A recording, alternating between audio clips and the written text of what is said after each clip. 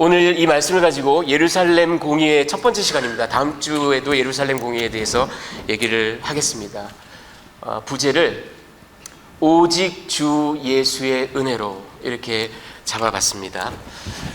자, 여러분, 미국의 아주 저명한 복음주의적인 작가인 필립 얀시가 쓴 아주 좋은 책이 있습니다. What's so amazing about grace? 놀라운 하나님의 은혜란 제목으로 우리 책으로도 번역이 됐습니다. 그 책에 보면은 이런 일화가 나옵니다. 여러분 잘 아시는 C.S. 루이스, 영국의 그 문학자였으면서 아일랜드 벨파스트 출신인데요. 캠브리지에서 오랫동안 가르쳤고, 그리고 20세기의 가장 위대한 기독교 변증가다라는 그런 칭호를 받을 만큼 아주 탁월한 기독교 옹호자였습니다. 그 C.S. 루이스가 한 번은, 여러분 이제 영국에서 그 전역에서 종교학자들이요, 일종의 비교 종교학 컨퍼런스 같은 게 있었습니다. 거기서 뭐 기조 발표를 하고 뭐 토론을 하고 그리고 브레이크업 세션 하고 뭐 이런 거 하잖아요. 그 아카데믹 컨퍼런스 이런 데 가보면 거기에서 이제 토론을 하는데, 이 C.S. 루이스가 실수로 그 강의실에, 그 토론이 벌어지고 있는 강의실에 자기 클래스인 줄 알고 이게 잘못 들어갔어요. 학교 다닐 때 그러신 적 있지 않나요? 여기가 아니네. 그리고 저는 심지어는 한참 앉아있다가 이게 아니네. 그러고 나간 적도 있어요. C.S. 루이스가 그렇게 이제 실수로 들어섰습니다. 그런데 막 열띤 토론이 있는 걸 보니까 호기심이 생겼어요. 이 사람들이 무슨 얘기를 하고 있나? 막 토론을 하고 있습니다. 그래서 루이스가 그 교실을 나오려다가 마음을 고쳐먹고, 제가 궁금해서 그러는데 뭐가 그렇게 열띤 토론이 지금 벌어지고 있는 겁니까? 하고 이렇게 물었죠. 그랬더니 그 종교학자들이 우리는 지금 이 전 세계의 많은 종교 가운데 특히 기독교, Christianity, 기독교가 가지고 있는 유일무이한 어떤 uniqueness, 이게 있다면 그게 과연 뭘까? 이걸 가지고 지금 갑론을박이 벌어졌습니다. 선생님은 어떻게 생각하십니까? 이렇게 이제 묻게 됐죠. 여러분, 그 종교학자들이요, 비교 종교학자들이 여러 가지 얘기를 했습니다. Incarnation, 성육신. 여러분, 세계의 다른 모든 종교에도 Incarnation이 있습니다. 하다못해 제우스, 아폴로, 머큐리 이런 신들도 인간의 모습을 하고 심지어는 인간 여성과 사랑을 나누기도 해요. 그럼 인카네이션 아니야. Resurrection, 부활. 여러분, 이건 모르셨죠? 세계의 거의 모든 종교의 부활의 이야기가 있습니다. 우리가 그렇게 하찮게 여기는 바알 신앙도 사실은 바알 신이 해마다 죽었다 살아났다 죽어났다 살아났다 하는 그 부활의 능력으로 소산이 나오는 거예요. 그러니까 부활, 그것도 아니에요. 기적, 여러분, 동서고금을 막론하고 이 세상의 모든 종교의 기적의 이야기가 다 나옵니다. 그러니까 이것도 크리스찬리티의 유일한 어떤 유니크니스라고 말할 수 없어요. 그러니까 정말 토론이 산으로 가는 거예요. 이것도 아니다, 저것도 아니다. C.S. 루이스가 방을 떠나면서 씩 웃으면서 한마디 했다고 합니다. Oh, that's easy. It's grace. 은혜. 여러분, 세상에 어떤 종교에도 은혜는 없습니다. 기독교의 팔계도, 힌두교의 카르마도, 그리고 유대교의 그 커버넌트도, 이슬람교의 그 코드 오브 러, 다 너희가 선하면 천국에 가고 악하면 지옥에 가고 행한 대로 그대로 천칭에 달아서 그대로 보상하겠다. 그래서 어떻게든 신의 승인을, 어프로벌을 얻어내야만 하는 것이 이 세상의 모든 종교예요. 하지만 우리 유일하게 기독교에서만 값없이 주시는 하나님의 은혜, 너의 이전이 어떠했던 간에, 너의 인성이 어떠했던 간에 네가 믿고 예수를 영접하기만 하면 그저 값없이 부어주시는 하나님의 은혜. 자, 여러분, 오늘 이야기 속으로 잠깐 들어가 보면요, 예루살렘 공의의 발단에 대해서 1절에서부터 5절까지 나와 있습니다. 자, 지금 우리의 주인공 바울은 시리아의 그 안디옥에 있습니다. 안디옥 교회. 그런데 이 예루살렘, 유대 예루살렘으로부터 주디아이저라는 사람들이 있습니다. 유대화주의자, 이 정도로 번역이 될 것 같습니다. 주디아이저들이 이제 시리아 안디옥으로, 심지어는 갈라디아 교회들 바울이 개척한 거기까지도 간 듯합니다. 왜? 뭘 보면 알 수 있냐면 이제 다음에 나오는 예루살렘 공의회가 주후 49년에 있거든요. 그리고 갈라디아서, 바울의 그 서신 가운데 갈라디아서가 신약 성경 가운데 최초로 쓰여진 책입니다. 그게 48년, 어쩌면 49년 예루살렘 공의회 직전에 쓰여진 게 갈라디아서입니다. 근데 그 갈라디아서에 보세요. 갈라디아 교회에 와서 교회를 어지럽히고 있는 주디아이저들에 대해서, 유대화주의자들에 대해서 사도 바울이 강력하게 규탄하고 있습니다. 그러니까 이미 이 시점에 주디아이저들이 시리아뿐만 아니라 갈라디아까지 쫙 다 갔던 게 분명합니다. 이들이 와서 무슨 얘기를 하냐면 예수, 우리도 다 예수 믿어. 우리도 예수 믿는 유대교 신자들이야. 그런데 예수만으로는 너희가 절대 구원 못 받아. 어떻게 구원을 받을 수 있냐? 예수를 믿는 것뿐만 아니라 할례 받아야 돼. 코셔법 지켜야 돼. 안식일 규례 지켜야 돼. 유대인이 되어야 돼. 그래서 주디아이저라고 말하는 겁니다. 자, 그래서 큰 논쟁이 시리아에서 그 안디옥에서도 일어났습니다. 그래서 안디옥 교회가 이럴 게 아니라 우리가 그러면 바울과 바나바를 특사로 파송해서 예루살렘으로 파송해서 예루살렘의 사도들과 장로들이, 거기가 이제 교회의 본거지잖아요. 거기에서 판결을 좀 내도록 해라. 그렇게 이제 해서 파송을 합니다. 이 바울과 바나바가 그래서 페니키아와 사마리아를 거쳐서 이제 유대로 내려갑니다. 근데 그 과정에서도 역시 또 복음을 전하고 많은 사람들이, 이방인들이 회심하는 그런 일이 있었습니다. 자, 예루살렘에 도착하자 사도들이 환대를 합니다. 하지만 그곳에서도 역시 바리새파 그 예수를 믿는 신자들, 역시 이 사람들도 주디아이저들이죠. 똑같은 이야기를 합니다. 이방인들도 할례를 받아야 됩니다. 모세법을 지켜야 됩니다. 그리고 안식일 규례를 지켜야 됩니다. 그렇지 않고서는 구원을 받을 수가 없습니다. 이런 이야기를 합니다. 자, 두 번째로 베드로의 논증, 바울의 확증, 이게 6절에서부터 12절까지 나옵니다. 사도와 장로들이 모였어요.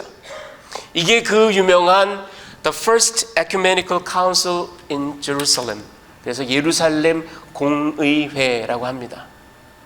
자, 이 공의회가 열렸습니다. 열띤 토론이 벌어졌어요. 그러자 이제 우리의 베드로 사도가 등판을 합니다. 베드로 사도가 딱 등판을 해서 무슨 얘기를 하냐면, 사도행전 10장에 나와 있던 그 자기가 고넬료에게 복음을 전하고 그 온 집안이 성령을 받고 회심한 이야기를 여러분 알고 계시죠? 그 이야기를 합니다. 하나님께서 이방인들에게도 성령을 분명히 주셨다. 그리고 믿음으로 그들의 마음을 깨끗하게 하셨다.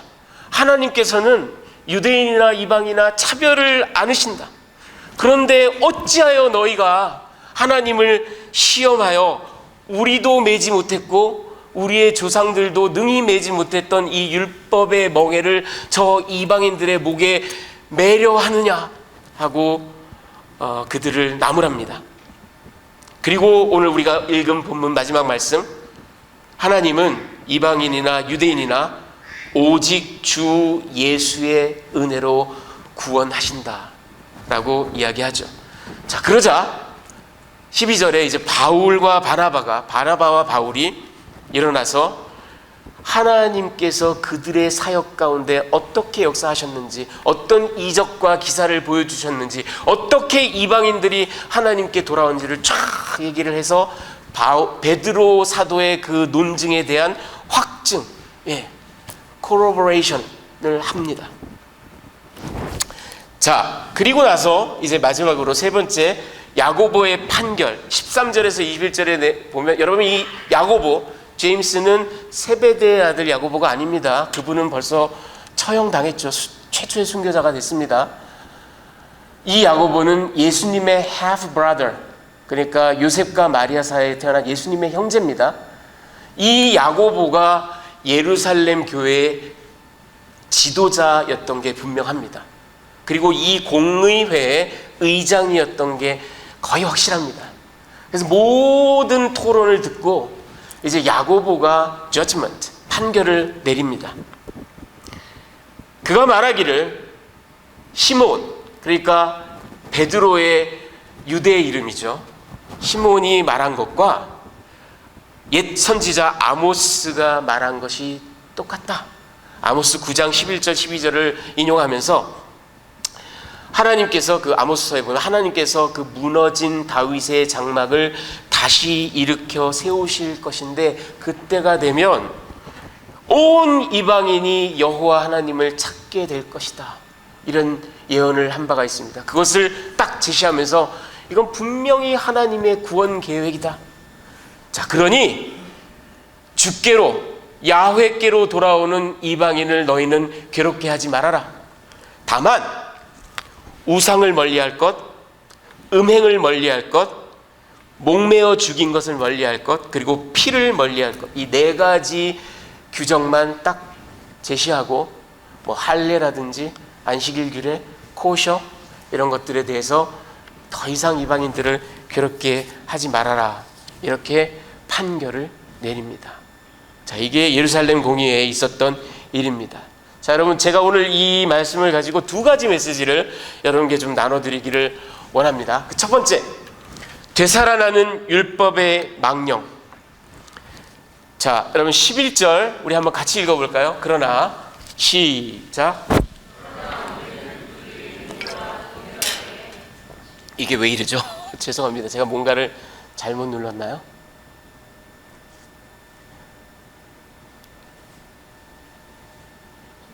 네, 죄송합니다. 우리 다시 한번 읽겠습니다. 시작. 그러나 우리는 주 예수의 은혜로 구원받는 줄을 믿노라 하니라. 여러분, 우리 베드로, 예수의 그야말로 자기의 생명을 건 사람, 비록 예수를 3번 부인했지만 3번이나 그에게 네가 나를 사랑하느냐 다시 한번 확인시켜 주신 우리 예수님의 명령 따라 내 양을 쳐라. 죽기까지 예수를 따른 사도, 아니 예수를 조차 자기도 십자가를 졌던 그 위대한 사도 베드로가 오늘 이야기합니다. 다 필요 없고 우리는 오직 예수의 은혜로 구원받는 것을 믿노라. 여러분, 이 자리에 있었던 바울은 또 뭐라고 나중에 얘기를 합니까? 에베소서 2장 8절 9절을 우리 다시 한번 같이 합독하겠습니다. 너희는 시작. 믿음으로 말미암아 구원을 받았으니 이것은 너희에게서 난 것이 아니요 하나님의 선물이라. 행위에서 난 것이 아니니 이는 누구든지 자랑하지 못하게. 베드로 못지않게 예수님께 완전히 미친 사람, 예수께 자기 생명을 다 갖다 바친 사람, 그 위대한 사도 바울, 나중에 에베소 교인들에게 말하기를 여러분 이게 하나님의 선물이라, 하나님의 전적인 은혜라는 거예요. 누구도 너희 가운데 자랑할 자가 없다라는 거예요. 너희의 공로는 단 1도 없다라는 거예요. 오직 하나님의 은혜로, 오직 예수의 희생으로. 여러분, 영국의 캔터베리 대주교를 지냈던 위대한 성직자 윌리엄 템플이라는, 제가 참 좋아하는 분인데, 이분이 이런 얘기를 했습니다. 하나님께서 베푸신 구원에 내가 보탠 것이 딱 하나 있는데 그것은 구속을 필요로 했던 나의 죄뿐이다. 내가 보탠 건 내 죄밖에 없다고요. 내 죄밖에는 하나도 보탠 것이 없습니다. 그런데 여러분, 문제는 우리는 그렇게 생각하지 않는 경우가 너무 많아요. 아니 그래도 내가 저기 밖에 갑동이 갑순이랑은 다르잖아. 내가 그래도 선한 구석이 있으니까, 내가 그렇게 도덕적으로 살려고 이렇게 열심히 노력하는 이런 선한 마음이 있는 걸 하나님이 아시니까, 그러니까 나를 구원했지, 이렇게 생각합니다. 천만의 말씀입니다. 그들과 우리는 본질적으로 똑같습니다. 똑같아요. 여러분, 인간의 죄성은요, 잘 들어보십시오. 인간의 죄성은 방탕함이 아닙니다. 인간의 가장 근원적인 죄악, 최초의 그 선악과를 따먹었던 그 가장 근원적인 죄악이요, 잔인함, 야비함, 무도함, 음란함, 이런 거 아닙니다. 이런 건 다 심텀에 불과해요. 우리 인간의 가장 본원적인 죄악은 율법주의입니다. 선악과를 따먹은 것이 율법주의라는 걸 하저언에 들어오시면 제가 다 설명해 드릴 수 있습니다. 하저언이 뭐냐? 하나님의 저항할 수 없는 은혜. 제가 하게 될 성경 공부 이름입니다. 왜? 여러분, 율법주의라는 건 딴 게 아닙니다. 율법주의는 뭐 안식일에는 얼마를 가지 말아라, 뭐 어떤 음식은 먹지 말아라, 이게 율법주의가 아니에요. 율법주의는 뭐냐면 나의 힘으로, 나의 능력으로, 나의 의로움으로 하나님과의 관계를 내가 얻어보겠다. 이게 율법주의입니다. 인간의 죄악의 가장 본원적인 그 핵심에는 바로 이 율법주의가 있습니다. 여러분, 미국의 탁월한 남침례교 신학자 로버트 마운스라는 사람이요, 로마서를 주석하면서 이런 얘기를 했습니다. 들어보십시오. 타락한 우리 인간이 받아들이기 가장 힘든 것 중 하나가 하나님이 주시는 의로움이라는 이 선물이, 이것이 선물이라는 점을 인정하는 것이다. 인간은 그 도덕적 존재의 말초신경 섬유세포 하나까지 총동원하여서 하나님의 은총을 획득하기를 열망한다. 강조는 제가 했습니다.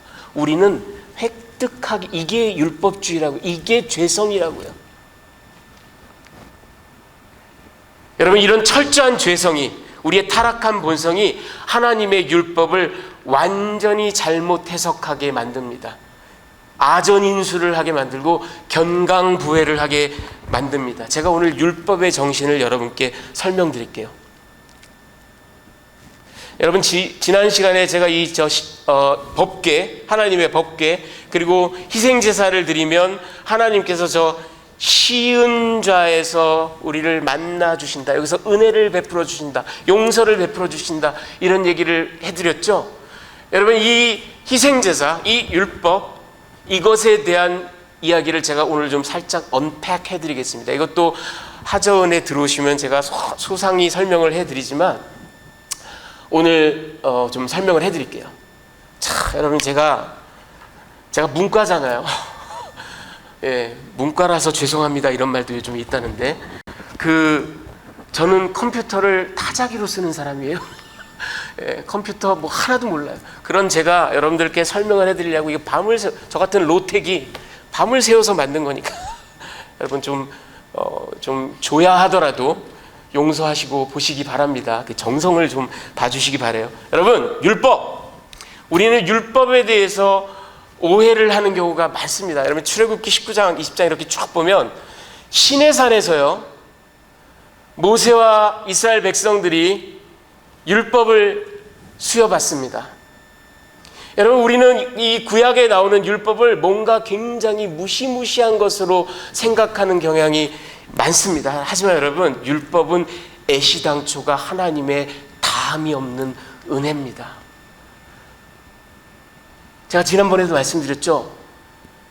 제가 그 많은 시간을 설교를 준비하면서, 2만 시간을 선교를 준비하면서, 그리고 신학교에서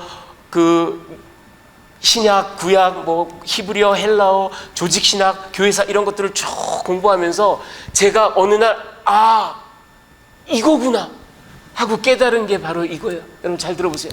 우리는 신의 산 율법을 굉장히 무시무시한 것, 우리를 옥죄어 들어오는 것, 이렇게 생각을 합니다. 하지만 율법은 하나님께서 우리에게 베푸신 그 첫 순간부터 다함이 없는 하나님의 은혜였어요. 자, 왜 그러냐? 여러분, 우리의 착각의 가장 큰 부분이 뭐냐면 이겁니다. 우리는 율법을 somehow 이렇게 생각해요.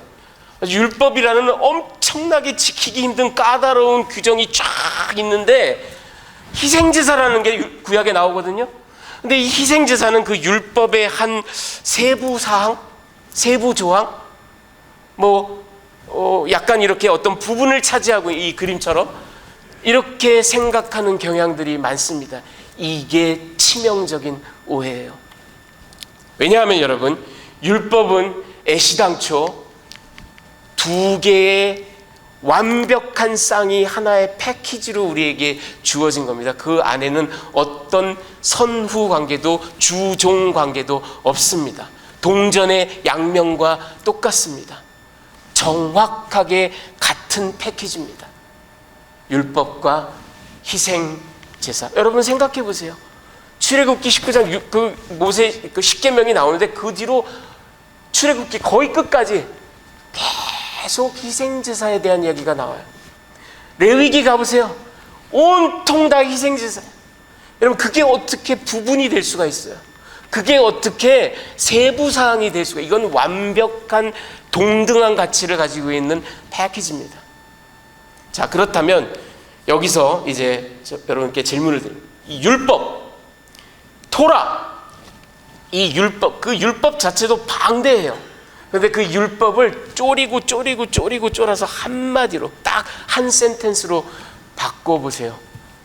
그게 뭘 것 같습니까? 율법을 한 센텐스로 바꾸면,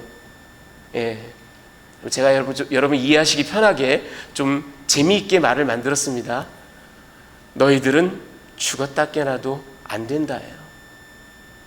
너희들은 죽었다 깨나도 안 된다가 율법의 핵심입니다. 너희들은 이렇게 거룩해져라, 거룩해질 수 있다, 위대해질 수 있다가 아니에요. 너희들은 죽었다 깨나도 안 된다예요. 자, 여기까지만 들으면 이게 율법이 어떻게 은혜인지 알 수가 없어요. 그런데 희생제사를 같이 주셨다 그랬죠? 그 방대한 희생제사, 정말 헤아릴 수도 없는 많은 분량의 희생제사를 역시 또 쪼라서 한 센텐스로 만들어 볼까요? 그럼 무슨 뜻이 되느냐? 이겁니다, 여러분. 그러니 너희는 오직 내가 열어놓은 길로만 나에게 오너라, 올 수 있다, 이겁니다. 여러분, 그러고 나면 이해가 됩니다. 아니, 양을 왜 잡아? 멀쩡한 양을 왜 잡아? 개를 왜 죽여? 죽인 그 피는 또 왜 받아? 그 피는 또 왜 뿌려? 이해할 수 없어요. 여러분 희생제사 드리는 거 못 보셨죠?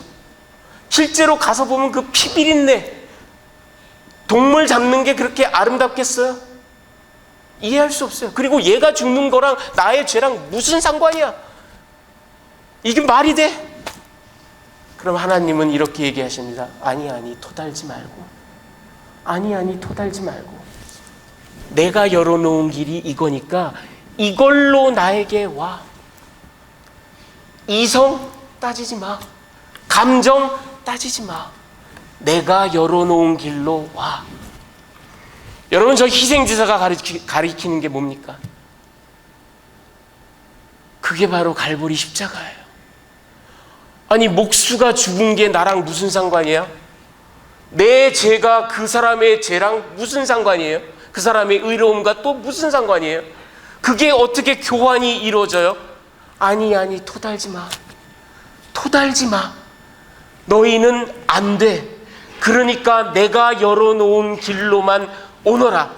그게 바로 예수 그리스도다. 이게 여러분 하나님의 율법에 대한 청사진입니다. 하나님은요 초지일관, 인류의 역사가 시작한 이래로 태고부터 지금까지 우리를 오직 은혜로만 다루십니다. 은혜로만 구원하십니다. 율법으로, 행위로, 능력으로, 거룩함으로 구원을 받을 사람은 이 세상에 단 한 명도 없습니다. 그런데 문제는 여러분, 주전 587년에 바벨론 느부갓네살에 의해서 이스라엘이 남유다가 완전히 망해요. 성전이 파괴돼요. 포로로 다 끌려가요. 저들이 그래서 성전에 갈 수가 없어요. 희생제사를 더 이상 드릴 수가 없어요. 그들이 고뇌합니다. 우리가 왜 망했을까? 율법을 지키지 않았구나. So far so good. 그런데 이젠 희생제사를 못 드리니 성인 남자 10명이 모이면 시너거그, 회당을 만들어. 그러니까 죽어라고 토라를 파자, 죽어라고 율법을 파자. 여기서 비극이 시작된 겁니다. 절반을 딱 깎아 먹어버린 거예요. 그리고 율법만 가지고 죽자고 노력하는 거예요. 너희는 죽었다 깨나도 안 된다 가지고 죽자고 노력을 하는 겁니다. 그러니까 안 돼요. 그래서 예수께서 이 땅에 오셨을 때 그 바리새인들이 예수님에게 그렇게 율법을 들이댄 게 바로 저 이유 때문입니다. 여러분, 하나님께서 저 앞에 보여드린 율법에 대한 그거의 이제 마지막 최종 끝판, 그래서 하나님의 독생하신 아들을 은혜의 끝판으로 이 땅에 보내주셨건만, 그런 마당에 예수를 잡아 죽인 바리새인들, 그것도 모자라서 이제 사도들에게 공격하고 이방인 신자들에게 아니 예수만으로는 안 돼, 율법을 지켜야 돼, 할례 받아야 돼 하는 사람들, 코셔 지켜야 돼, 안식일 규례 지켜야 돼, 너의 의를 보여봐, 이겁니다. 여러분, 율법의 망령, 죽지 않고 계속해서 끊임없이 살아 돌아옵니다. 오늘 이 주디아이저들, 바리새파 신자들, 예수만으로는 안 돼. 여러분, 우리 이사야서 말씀을 한번 같이 읽어볼까요? 나는 시작.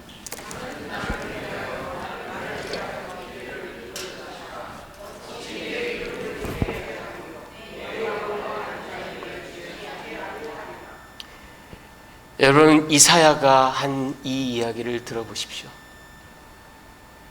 새로운 일을 행할 것이다, 너희를 구원할 것이다, 이런 이야기를 48장에 하나님께서 하시면서 나는 나의 영광을 누구와도 쉐어하지 않을 것이다. 여러분, 우리 하나님은요, 여러분 잘 들어보십시오. 우리에게 아낌이 없으신 분입니다. 우리에게 많은 은혜를 부어주시는 분이십니다. 오죽하면 하나님과 본질이신, 하나님의 전부이신 예수까지도 우리를 위해서 찢어 죽이시는 분이 바로 하나님입니다.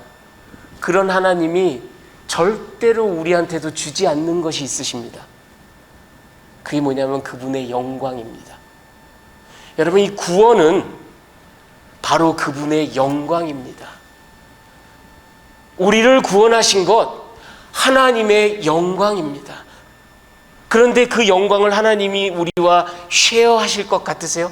네가 이런 점이 훌륭했기 때문에 내가 너를 택했다, 쉐어하실 것 같으세요? 아니에요. 절대로 쉐어하시지 않습니다. 너희가 정말 쓰레기만도 못할지라도 내가 너희를 구원하노라. 이게 바로 하나님의 구원 방법입니다. 두 번째 메시지는 이겁니다, 여러분. 은혜와 율법의 투쟁사.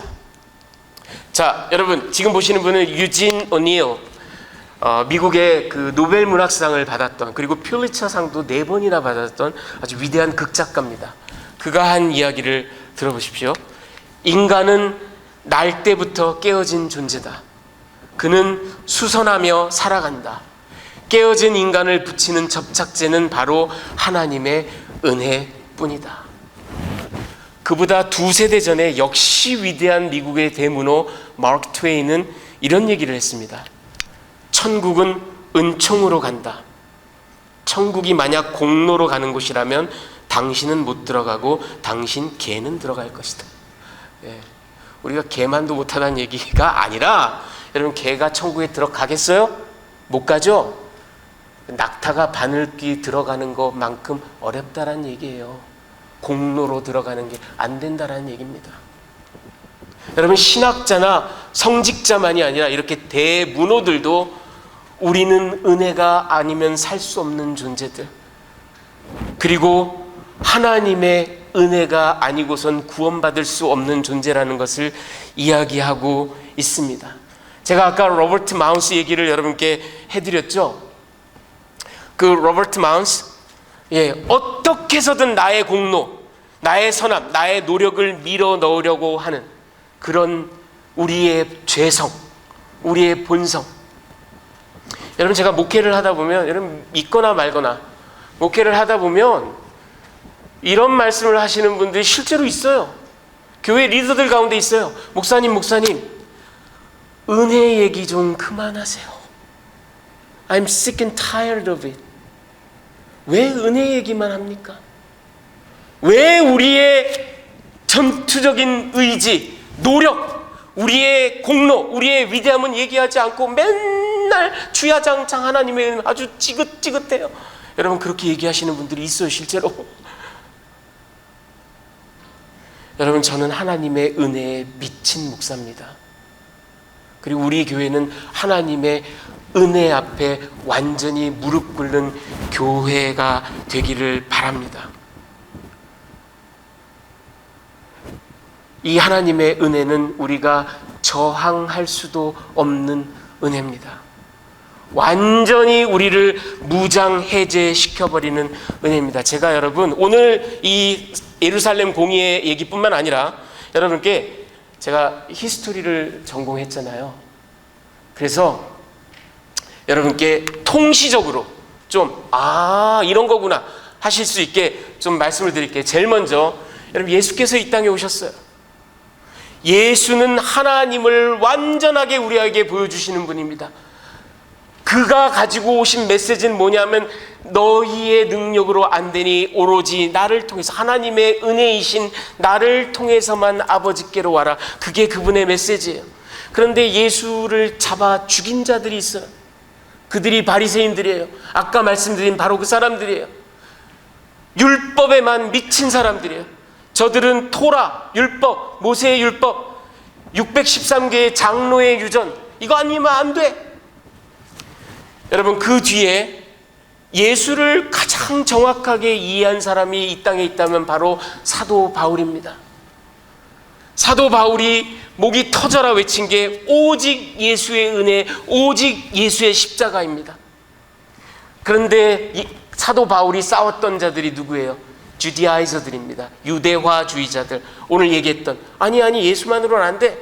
할례 받아야 돼. 안식일 규례 지켜야 돼. 코셔법 지켜야 돼. 유대인이 먼저 돼야 돼. 여러분 사도 바울을 가장 완벽하게 이해한 사람은 히포의 어거스틴입니다. 이 히포의 어거스틴이 이야기한 것은 우리 인간은 전적으로 타락했다. 그래서 하나님의 주권적인 은혜로만 우리가 구원받을 수 있다. 그 히포의 어거스틴이랑 목이 터져라 싸운 사람이 펠레이지우스라는 사람입니다. 영국의 수도승이에요. 이 사람이 뭐라고 얘기했는지 아십니까? 우리 인간에겐 원죄가 없다 그랬어요.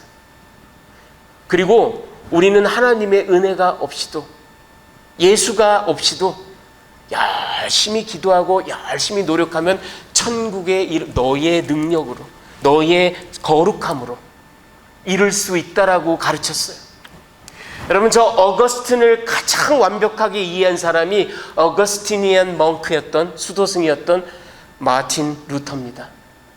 마틴 루터가, 종교개혁자 마틴 루터가 목이 터져라 외쳤던 게 뭐예요?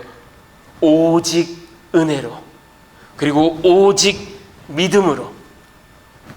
근데 그 마틴 루터가 죽어라고 싸웠던 게 누구예요? 바로 가톨릭입니다. 16세기 중반에 가톨릭이 트렌트 공의회라는 것을 열어서 400년, 500년이 지속되는 가톨릭의 공식 교리를 확립시켰는데, 그 공식 교리에 따르면 여러분 뭔지 아세요?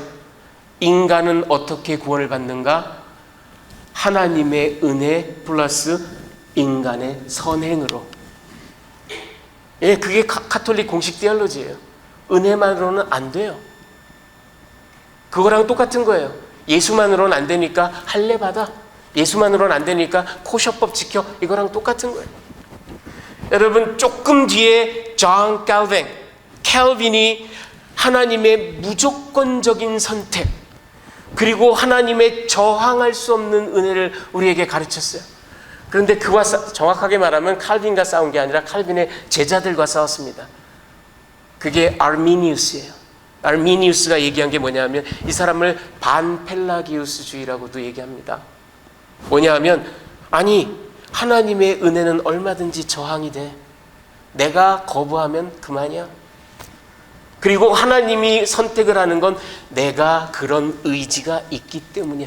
조건을 보고 선택을 하셨다라고 가르쳤습니다. 여러분, 보이세요? 이쪽 진영과 저쪽 진영이 보이십니까?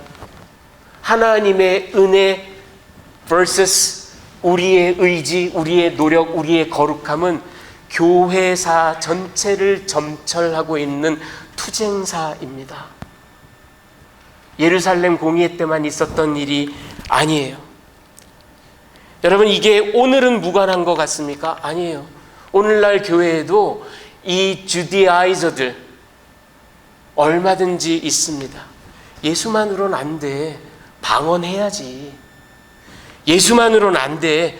봉사해야지 네가 참 구원받은 사람이지.